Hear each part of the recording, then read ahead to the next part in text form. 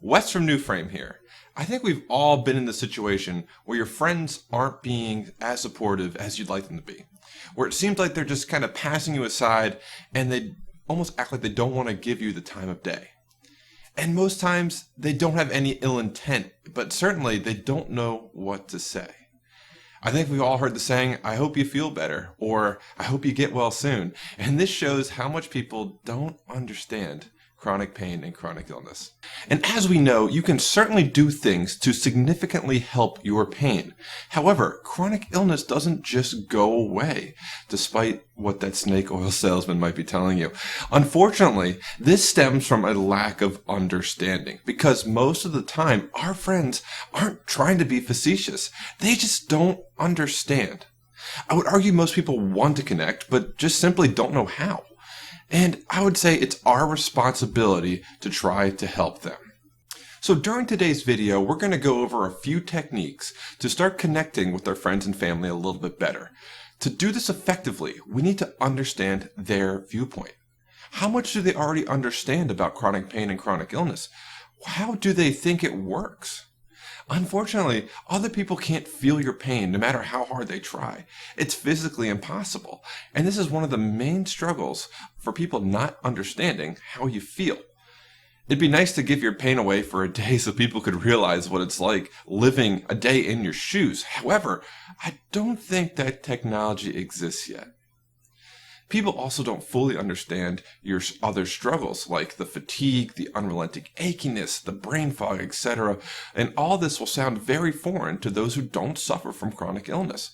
And the thing is, they might say that they understand. They might even try to argue with you about it. They might say something along the lines of, I know what you mean, or I know how you feel, or I've been there. And you'll be screaming to yourself, no, you do not. But I'll urge you to give them a little grace, because often they're just trying to connect with you and they don't know what else to say. Because like we said earlier, each of our pains and our struggles are unique to us. So it's impossible to truly know what anyone is going through.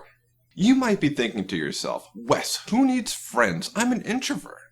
But building and fostering relationships are super important. Humans are social animals. We often rely on interactions with others to survive. Even if you think you're the most antisocial, introverted person that's ever walked the earth, science shows that you'll feel more feelings of happiness after talking to others, even if you're forced to do so. A study was done that took 3 groups of people and put them on a train. One group was primed to talk to others. Another group was told not to do anything in particular, and the last group was told to be antisocial and actually avoid talking to other people. After spending a longer period of time on the train, all 3 groups were tested for their levels of happiness afterwards. And they found that the non-social and control group had no significant change in their happiness scores. However, the group that was forced to talk to people, their happiness scores were significantly improved. This was even true for the people that identified the most with being introverted versus extroverted on the spectrum. And there's a lot of theories on why this is the case, but for now, it's enough to conclude that we as humans do better with physical interactions and can truly say it is one of the best predictors of happiness. In addition, chronic pain is commonly accompanied by depression and/or anxiety. This is to the point where researchers aren't certain which one causes which. If you ask a psychologist, they'll say depression causes chronic pain, and if you ask someone in orthopedics, they'll say the exact opposite. Social interaction is one of those core tenets to helping battle depression and anxiety, and this is one way to improve our depression and anxiety without even having to take any extra medications. Not to say that meds are bad, we're not on that train, but this technique can be an excellent addition to the things you're currently doing in your life. Medications are not. So now we know how important socializing and maintaining our friendships are, but how do we bridge the gap to help friends build a better understanding and perspective? Well, one of the best ways to do this is by showing compassion. We need our friends and family to know how important they are to us. We need to show them how much we care about them. And there are several ways we can do this, but the most effective is just straight up telling them that they're important to you. And when doing this, it needs to be said with a little compassion. It's not enough to simply say the words, but they also need to feel the words being spoken. Try telling them that they're important to you and you've always valued their friendship or relationship. And once that is out in the open, you just need to ask if it'd be all right to talk a little bit about your pain and struggles. You can say something along the lines of, I've been struggling a lot, and I was hoping to talk to you about it. That way, they'll know to take the role as a listener and less of a speaker while you tell your story, and it ends up being a little bit more uninterrupted. Now, here's the fun part. What to actually say. It's tough to give a word-for-word account because everyone's a little different. And in these next few sections, I'll give you a couple talking points you can be sure to hit the next time you talk to your friends and family. First and foremost, it's best to first explain your illness. The exact things you say will largely depend on your exact illness. And I would say try to focus on the highlights. Like for fibromyalgia, you can talk about the overall sensitivity of the nervous system. And for rheumatoid arthritis, you can talk about the body attacking its own joints. And depending on your condition, you can talk about other things as well. I'd also be sure to mention, the changes, the physical changes that happen within your body, because what we don't want people to do is just think, it's all in your head, because we know it's not. But that's just their natural inclination to start thinking that way. So we want to try to fight that as much as we can. Now that they understand a little bit more about your illness, it's time to start explaining your situation. I recommend starting by explaining the symptoms that you feel in everyday life, and be sure to give real life examples of how your pain and your fatigue affects you during your life. These examples are more powerful when you take something that is considered easy to do by people without chronic illness and explaining all the trials and tribulations you need to go through to getting it done. This could be something like the fact that showering can leave you feeling tired for the entire day, or even how hobbies you used to love doing now cause an increase in pain.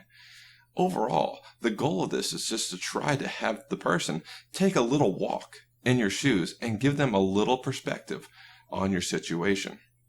If you've given them a few examples, but they're still kind of having trouble making the connection, you can try to give them a day of your life. Take them through the entire day, morning to night, highlighting all the things that are now a lot harder to do now that you're working through and with your chronic illness.